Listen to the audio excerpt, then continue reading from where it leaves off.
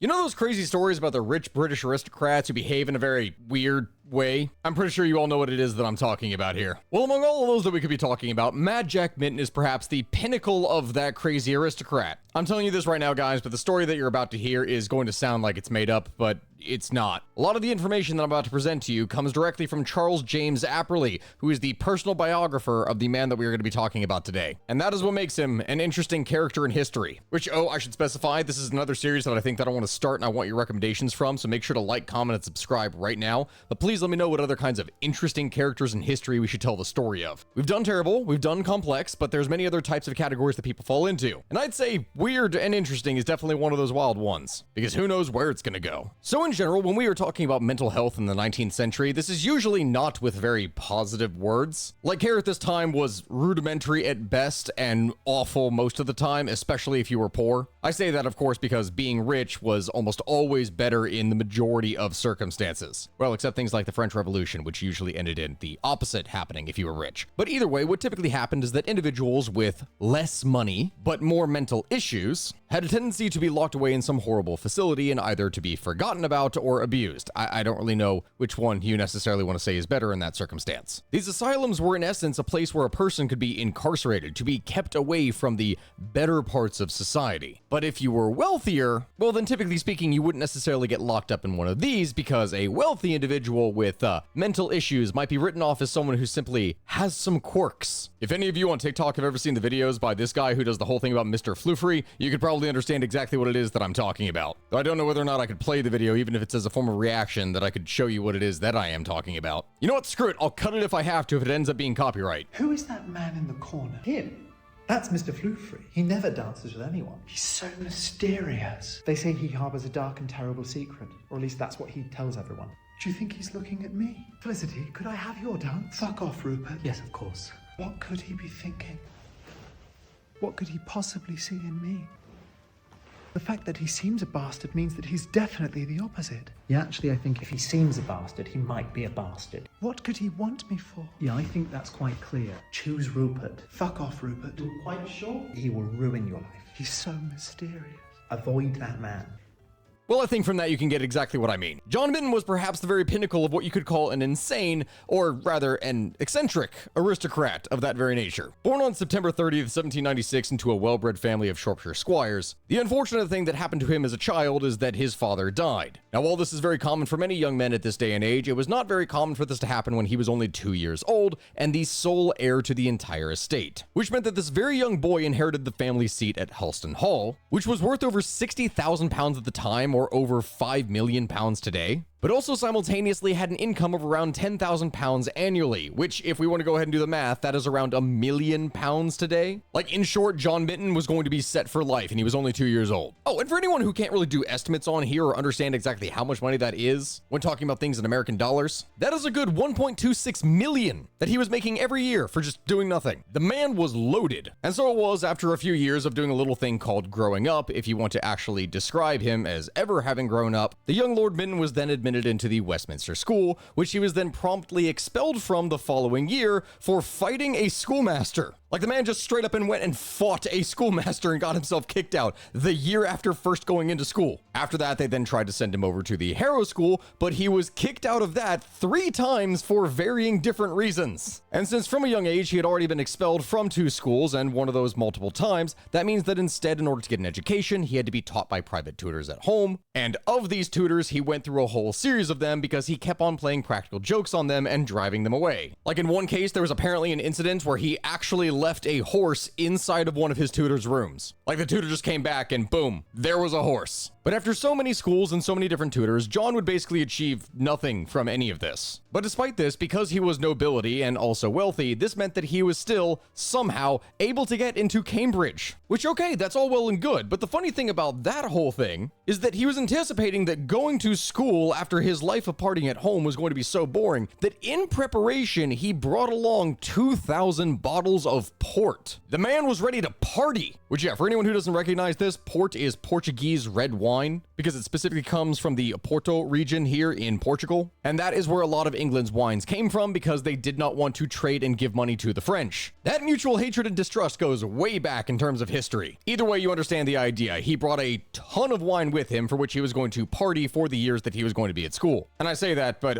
ultimately the wine is not going to sustain him during that time. Go figure. You see, the thing is, sadly, is that John found university to be boring, for lack of a better word. And so despite his best and most wonderful and studious efforts towards school, he ended up dropping out of it and instead leaving to go on a grand tour of Europe. The man was going to travel the world, which also, side note, I should go ahead and explain some context here for anyone who's not aware. The idea of the grand tour, specifically something that came about from the 17th century going all the way into the 19th century, is this kind of tradition among nobility where they would go and travel across Europe, specifically into places like Italy, Greece, and other territories that were more filled with the histories of like the Renaissance and the ancient classics, these kinds of things. For the aristocratic class and the fashionable, this was something that was almost a must. You had to do it as a kind of rite of passage for many of them in order to show how worldly and intelligent they were. For a lot of people, before travel was significantly easier, this was something that you would want to be able to do because to see artwork, to listen to this music, to go to these places was oftentimes something that only could be done once in a person's lifetime. Or instead of culturally enriching yourself, you could use the opportunity to travel the world and party without breaking any of your own stuff back at your own house. And in this case with John, it was probably a little bit more the latter. Moving on. So at the age of 16 in the year 1812, John gets commissioned as a captain in the local yeomanry. And then after returning from this, he gets commissioned into the regular British Army. Now, sadly for him, because we know just how well he would do, he had just managed at this point to miss out on the Napoleonic Wars, which, considering his nobility and how he would have been able to purchase a rank from which he would be able to order men to fight and die, I can only imagine that he probably would have ordered as a cavalryman to charge his men into the jaws of death of the enemy. But no, he missed all the combat, and what he spent all of his time doing in France was simply drinking, gambling, and whoring. That being, again, until he got bored and went and resigned his post. He would then go and rejoin the Shropshire Yeomanry after his subsequent return to England and was then promoted to major in the year 1822. But this wasn't really enough for the guy at the time. He thought that he deserved better. So he'd attempted to lobby to the colonel to raise his rank to something higher, because specifically he had an uncle by the name of William Owen who was stepping down, which meant that his position was available, but the colonel didn't let him have it. It's really funny, of course, because we're talking about a time where you could quite literally buy your rank, which meant that the colonel who saw who this guy was like, no, I am not stupid or greedy enough to allow you to actually do this. So instead, John, once again, gets bored and goes home. Upon arriving home, he squired in preparation for taking over his estates fully because, mind you, again, he was not 21 years of age yet, and he seemed to have a thought. Well, okay, if academics is boring and I can't do that, and they won't let me do anything in the army, well then you know what? I'm going to enter into politics instead, because that seems like the very smart decision. So the man goes and does it. In 1819, he goes and tries to join parliament as a Tory, but with no real ability to speak of when it comes to anything for politics, he instead tries to bribe his way in, and he manages to secure his seat by offering £10 notes to anyone who is willing to vote for him, which meant that over the course of his campaign, he managed to spend around £10,000, which was his annual income for the year. And remember, we specified that that was £1 million or $1.26 million today. And this is money that he gave in straight up bribes just to get into office. The most blatant possible corruption that you could think of. But hey, it works, and he ends up getting elected as an MP for Shrewsbury. Awesome. So now we can go home, right? Story's done. He managed to succeed. Well, yes, but here's where it gets really bad. Once he actually went in to take over his new position, he spent only 30 minutes in the House of Commons before, can you guess it? Can you guess what I'm about to say right now? He got bored. I kid you not. He spent 30 minutes there before he got bored because he just couldn't really follow the debates or understand what was going on. And so he just up and left. And then when Parliament dissolved in the year 1820, he decided, yeah, no, I'm not going to run again. I'm not going to do that. All of that money, all of those bribes down the drain. But hey, that was going to be a running theme with this guy. So since he wasn't going to be in Parliament, what he instead ended up doing was serving as High Sheriff of Merionshire, which I'm probably mispronouncing right now, from 1821 all the way till 1822, the High Sheriff of Shropshire from 1823 all the way until 1824, and then the Mayor of Oswestry. Oswestry?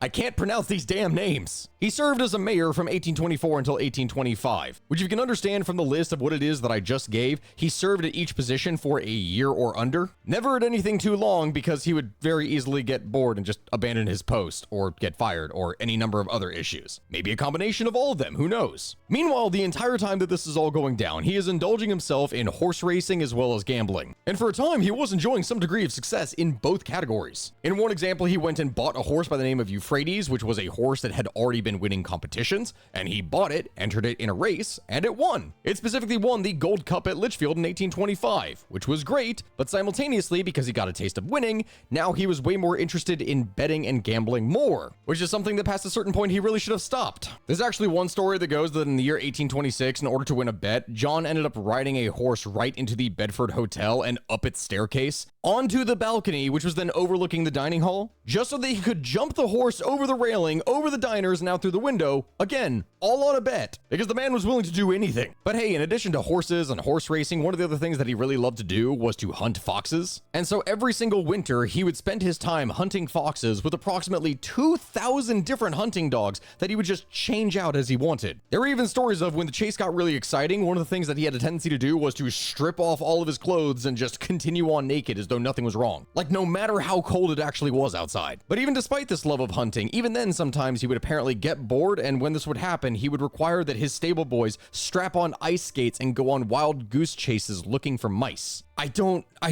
know why, but okay. Oh yeah, and I should mention that whole thing about stripping naked is perhaps even more weird because of the sheer size of the wardrobe that this man apparently had. The man's wardrobe consisted of approximately 150 different pairs of hunting breeches, 700 pairs of hunting boots, 1,000 hats, and approximately 3,000 different shirts. Which, in case you can't see from any of my facial expressions, that's a lot. Another detail about him, in case you couldn't already guess, is that the man was a little bit of a thrill seeker and had a tendency to just do random crazy stuff. In fact, there's this quote about him that says that not only did he not really mind accidents, but he rather enjoyed them because they were exciting and made things different from the usual success that one could experience. Which gives us quite a number of stories that we are able to then tell about him. Apparently one time when he was a young man, he had wondered if it was possible to jump a carriage over a toll gate, which mind you, it's not. That is not something that you should ever do, and don't ever attempt anything like that. And he went and asked a passenger with him if he had ever been in a carriage that had been tipped over before, which the passenger then responded, no, he hadn't. And upon hearing this, Mytton exclaimed, and I quote, "What? What a damn slow fellow you must have been all your life," which then caused him to spur the horses on, driving the entire carriage up a bank and then deliberately crashing it, just for the sake of giving him the experience, you know? There was another story where Mytton apparently had the brilliant idea to bring a trained bear into his room, and the bear, as he was riding it, was actually behaving for quite a while, like it wasn't really doing anything. But of course, this being Mytton and him having to make everything just a little bit more interesting, decided instead to hit the bear with his spurs, because mind you, he was dressed fully in all of his hunting gear at this time, which then pissed off the bear so much that it turned around, threw him off, bit his leg, and then had to be put down by his other guests. Like they just had to shoot it there in his room. Now, you would be excused if you thought that these were the actions and thoughts of a drunkard or a madman, because honestly, on both accounts, you're probably right. One of the things that his biographer said is that the man would drink approximately 8 bottles of port per day. Like eight bottles, full bottles of wine that he would just drink per day. And that this seemed to be the majority of his diet because he never actually ate a full meal. He would snack on things in between drinking episodes. His love of alcohol was so great that he once accidentally, in a drunken state, gave an entire bottle of port to one of his horses, which, as you can probably imagine, then died. Which I guess, okay, to be fair, he has a lot of spare horses, so it's not necessarily all that big of a loss, but it was going to be, because the spare horses would not last forever. His life was very quickly a mess and going downhill fast. You see, our boy John was originally married to a baronet's daughter back in the year 1818, but she died only 2 years later, so the relationship didn't exactly result in anything much. He would get married again, but unsurprisingly, his second wife would end up leaving him and fleeing in 1830 for reasons that you can probably guess from everything that we have been describing here for the past couple minutes. His whole life was only just going to get worse from there. Only a year later, in the year 1831, he would once again try to re-enter Parliament, but this whole thing was not going to be a success. He would try to get one of the 2 Shropshire seats. Shropshire? Again, god dang it, these names, they just keep on messing with me. But he did so poorly in the polls that he was in 5th place, which was last, with only 376 votes. There's simply no way that he could do anything, and he didn't have the money by which he could be able to bribe voters this time. So he issued an address saying that he was going to be withdrawing from the race, but not to worry, because he was going to be back the next year in 1832 to run again. Only this didn't happen, because in the year 1832, he fled the country in order to avoid dealing with all of his creditors. As you can probably guess from everything that we've been talking about over the course of the story, John Mytton was absolutely terrible with money. Over the span of only around 15 years, he somehow managed to spend his entire inheritance on top of digging digging himself into a massive debt pit. His agent for the estate had actually calculated that if he was capable of only spending around £6,000 per year instead of his more than £10,000 that he had been spending, then they would not have to sell his estate in order to manage his debts. He would be able to maintain it. But then Mytton subsequently declared, and I quote, "I wouldn't give a damn to live on £6,000 a year," and then proceeded to just continuously spend more money that he didn't have. The man was not going to live like, quote, one of the poors, which meant that in the year 1831, he was then forced to actually sell his estate and then have to flee to Calais in France. While there in France, he would meet a rather pretty young woman and decide that he was going to pay her £500 per year